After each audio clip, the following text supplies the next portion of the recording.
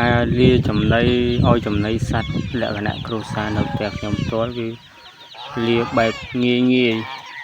ដោយមិនចំណាយទុនច្រើនទៅលើចំណីមន់ទារបស់យើងគឺមានតែកន្ទុក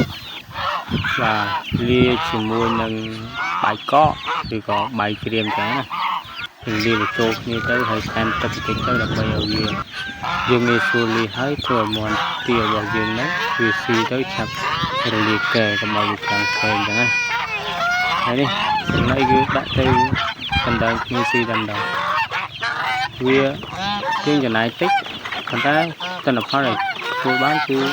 ដូចគ្នាដែរគឺវាធំមិនលឿនទេធំយូរប៉ុន្តែឲ្យស៊ីបែបនេះគឺមន់ថត់ល្អហើយកងានហើយទាហ្នឹងក៏ដូចគ្នាដែរគឺថត់ស៊ីទៅវាឆាប់ធ្វើឲ្យសាច់វាណែនខុសពីចំណីក្រុមហ៊ុនចឹងណាហើយចំពោះកងាននេះគឺវាស៊ី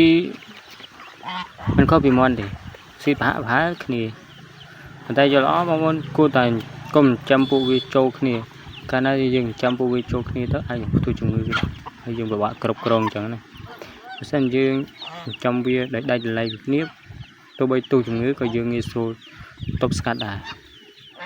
ហើយនៅចំណែកតែពួកវាស៊ីហ្នឹងគឺចំណែកលាបាយហើយកតុនឹងឯងយើងចាំលក្ខណៈគ្រួសារងាយបែបនេះគឺមិនចាំបាច់ចំណាយច្រើនទៅលើការឲ្យចំណីទេបើសិនជាបងប្អូនចង់ដឹងពីព័ត៌មានទាក់ទងនឹងការចិញ្ចឹមមាន់ឬក៏ចិញ្ចឹមទាសូមបងប្អូនជួយខមមិនខាងក្រោមមកខ្ញុំនឹងប្រាប់ពីរបៀបចិញ្ចឹមមាន់ហើយនឹងរបៀបគ្រប់គ្រងនៃការថែទាំមាន់ទារបស់យើងកុំឲ្យទោះជំងឺហើយគឺបើប៉ុណ្ណឹង